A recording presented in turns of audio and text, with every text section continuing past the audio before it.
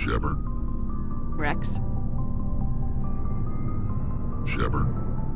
Rex. Shepard.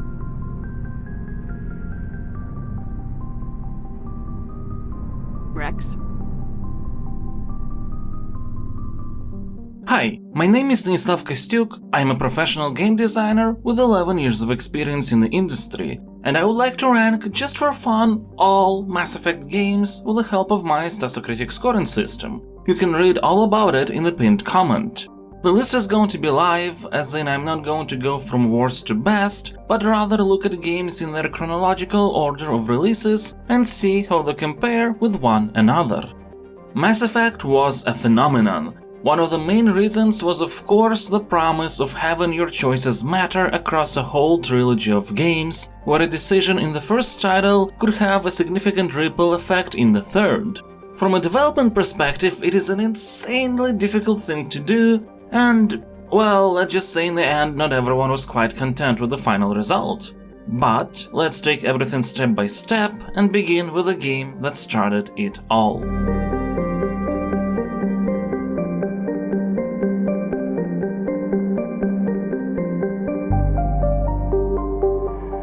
Originally released in 2007 as an Xbox 360 exclusive, BioWare's sci-fi RPG later has found its path onto PC and PS3 with fairly inconsequential differences. The PC version has a more comfortable UI, but a different and more annoying hack and minigame. The PS3 version is missing the Pinnacle Station DLC, but being a set of combat simulation arenas, to me that's not a big loss. After all, Mass Effect is one of those titles that you don't experience for their gameplay, but rather the story, world and characters. You can see what the game is going for with its directly controlled action-based mechanics that bear stark contrast to previous BioWare RPGs, which were more about crunching numbers, but it doesn't really work. The shooting mechanics are very awkward. The most effective way is to fight crouched while not being in cover, because then you can minimize the quite ridiculous bullet spread and sniper rifle targeting sway. There is an automatic cover system that's best to try and avoid. The whole process of firing out of it will get you hit more often than not. Your allies, on the other hand, would benefit from going into cover much more without your input, as oftentimes they just stand in the open. Sometimes you don't even realize that your shields are down, and it will be best to heal everyone up. The UI is tiny and the visual feedback is not that noticeable. But most annoying is the weird enemy AI combined with constant and repetitive chatter. Enemy is everywhere! Enemy is everywhere! I will destroy you! So the combat is definitely functional, but it's not an inherently enjoyable activity, just something one gets used to. The other prominent aspect of Mass Effect is exploration, often represented through Mako driving sections, which, let's just say that even in the PC version that supposedly has adjusted Mako physics, the machine behaves like a feather duster caught up in strong wind. During your exploration you will encounter tons of locked crates and storage lockers, and it's weird that the function to pay Omnigel to bypass hack and minigames is available only if someone in your current squad is experienced enough with decryption or electronics anyway. But don't worry if you can't open something. There is too much useless loot even without locked crates, and since in combat everything is added to your inventory automatically, it's not uncommon to not even realize you've reached the 150 item limit until you open up your equipment interface and are forced to transform stuff into Omnigel, which sadly can't be used to skip the minigame in cases when there is no hacking involved, like when you have to pick up an artifact or survey a mineral. Exploration also naturally involves backtracking, but that aspect is a bit annoying because the sprint action works only during combat. Outside of it, the button just zooms the camera and changes the FOV. And despite Mass Effect wanting to be very cinematic, it often feels quite low budget, like it tried to bite off more than you could chew. For example, a lot of times the game actually uses text pop-ups to convey information that's happening with the characters in front of you. I'm glad that you have a feeling of renewed purpose, Rex, but it feels strange to not see that on your alien face in a little cutscene. There is even a whole vision that's just several pages of text. Conversely, sometimes you wish the game would just have a black fade-out screen or something to transition between areas, because characters awkwardly standing on a cargo train is not cinematic either. By the way, during the playthrough, you will learn to hate elevator rides that are hiding loading screens. Ironically, if there is no elevator, everything loads faster. There is a very large amount of reused locations which differ only by what enemies and boxes you will find inside. Copy-pasted environments are prevalent not just during side missions, but even on planets with your main story objectives. And I get it, quests require a big amount of locations and it might be unreasonable to make them all from scratch. But the gameplay itself is not engaging enough to distract you from these types of concessions. There are so many other gameplay issues I can still mention, from horrible grenade throwing mechanics, to having an experience point penalty when you drive in Mako, to licenses screwing your quartermaster stocks. By the way, make sure to not buy any licenses that are unlocked before level 36. You will thank me later. Mass Effect has plenty of flaws, but it still works, because it's a very carefully built world that fully immerses you into it, with an archetypal yet intriguing storyline and a big cast of complex three-dimensional characters, some of which become a part of your crew. Yes, even Kaden and Ashley are three-dimensional, it's just that as humans they naturally have a harder time competing against the alien crew members that reveal so much about the history of the galaxy surrounding us. Mass Effect is not hard sci-fi, but it does have an insane amount of consistency and detail, including a technological explanation of game mechanics like weapons that don't have ammo, which is actually based on the technology that allows for space travel to happen in the first place and serves as the basis of the franchise's name.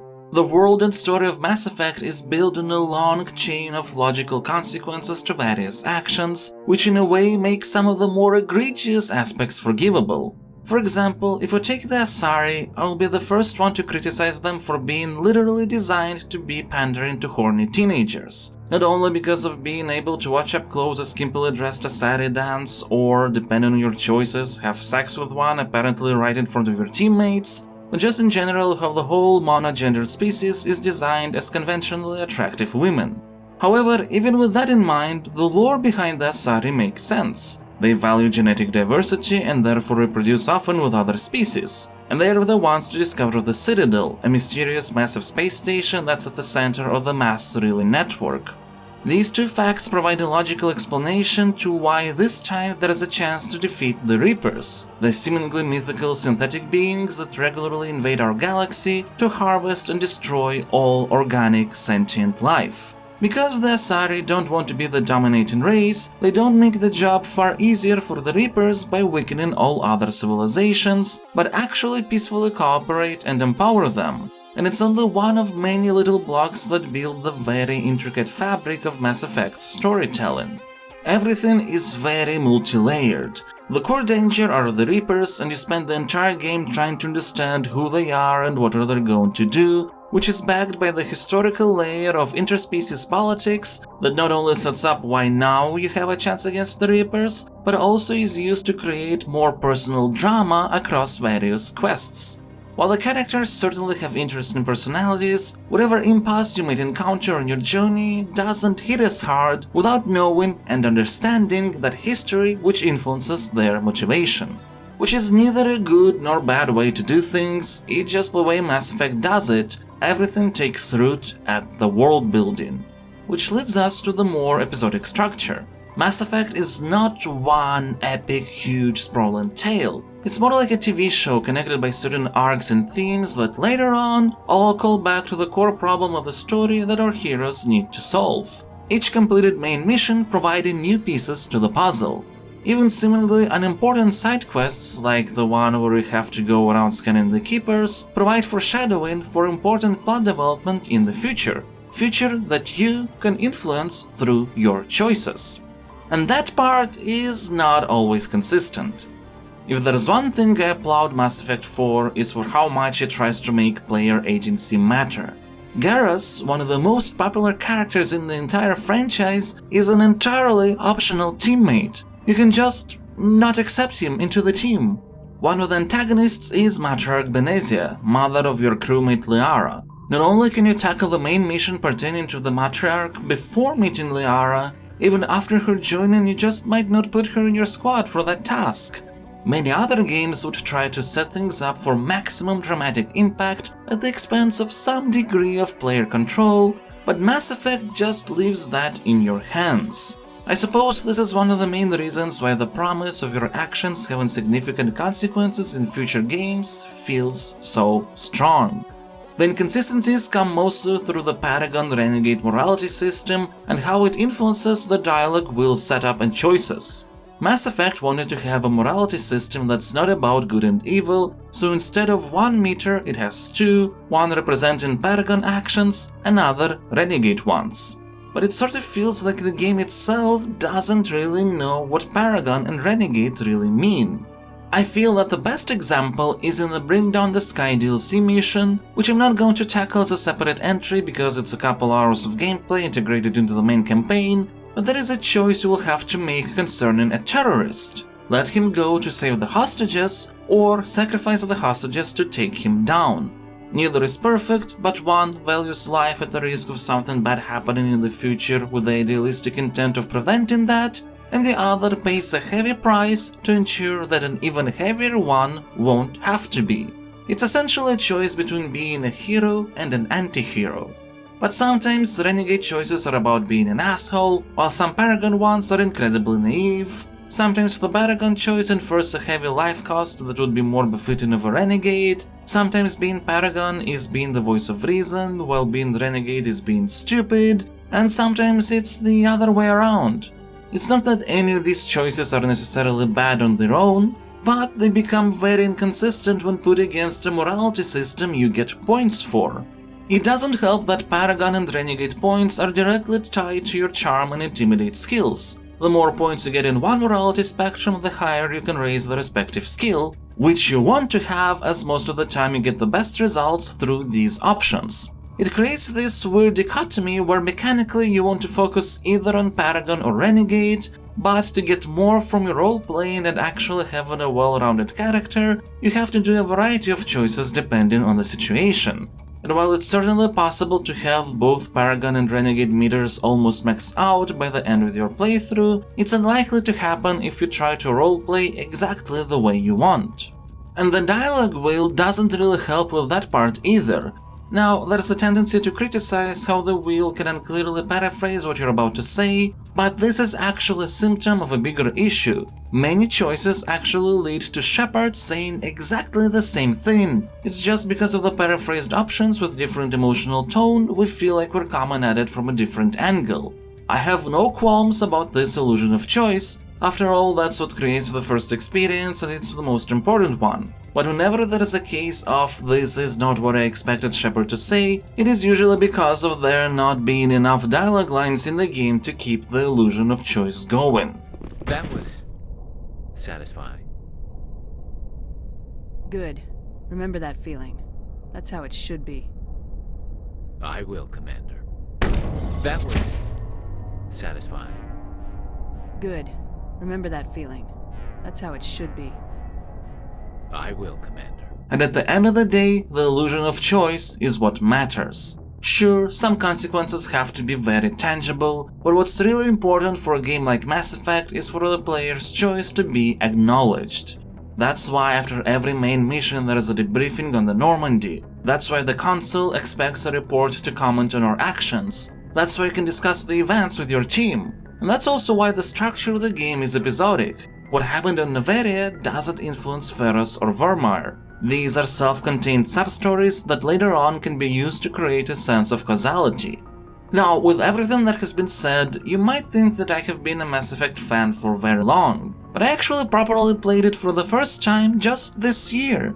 Of course, back in the day I kept an eye on the franchise, but never had the time to properly tackle it myself. And despite all the game's flaws, I have great respect for what it accomplishes. But also, while playing and knowing how the franchise would evolve, there was a sense of remorse, because I knew that so many things I loved about the game aren't going to last. Mass Effect is a slow burn. The beginning is full of expository dialogue. It's not everyone's cup of tea, but it really immerses you in the world. Mako sections, as repetitive as many of them are, make you feel like an isolated grain of sand in a huge unconquered universe that you're exploring for the sake of humanity and other races too. Everything feels connected, how you transition from one section to another. Mass Effect has a minimum amount of cuts to a different place and time. There is even different loading screens depending on if you use a mass relay or travel to another system within the cluster you're in. The galaxy map itself, to me, is what defines Mass Effect and its atmosphere. This absolutely huge, vast space you navigate around in, and the music really enhances everything.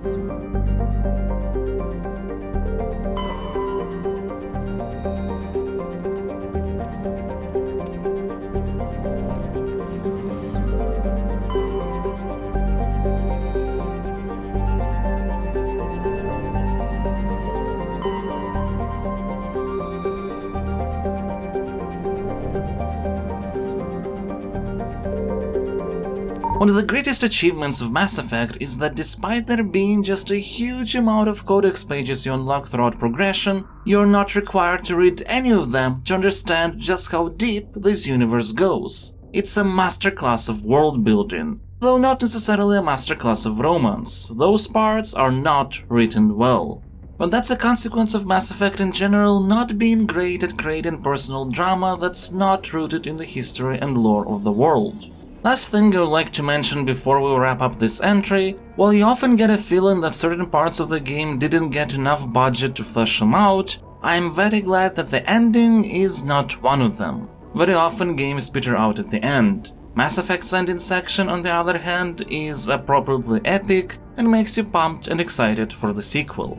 The first Mass Effect game is going to get a Metacritic rating of 85. It's really great. I'm enamored by its world building, ambition, attention to details, even very little things that try to create additional connections between gameplay and lore. Of course, Tali would not be experienced with assault and sniper rifles because Quarians live on their spaceships, where close-quarter weapons like pistols and shotguns make more sense as a means to fight. Stuff like this is why Mass Effect excels at details, and if that's your cup of tea, it's easy to get really into it.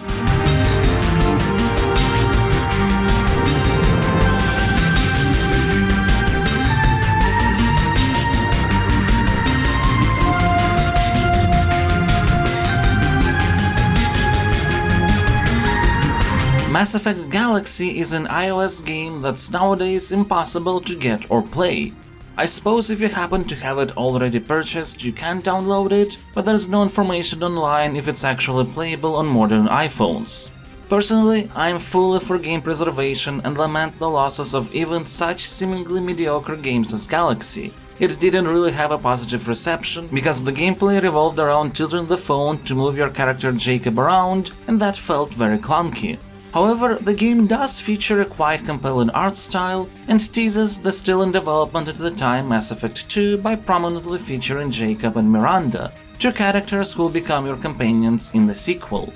Connecting Galaxy to EA servers would also add some little dialogue additions to Mass Effect 2 in an attempt to keep the entire premise of your actions having some sort of effect throughout the franchise. I'm not rating games that are impossible to play nowadays, just trying to give some sort of respect they deserve. Rest in peace, Mass Effect Galaxy.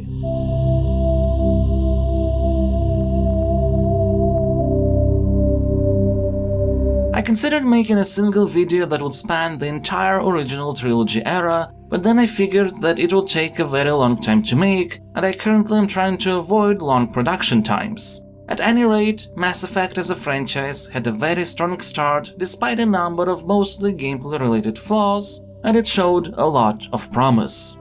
The iOS spin-off sadly can't be accessed anymore. It's a shame regardless of the game's perceived quality. This is it for today, but in the next video we're naturally going to tackle Mass Effect 2.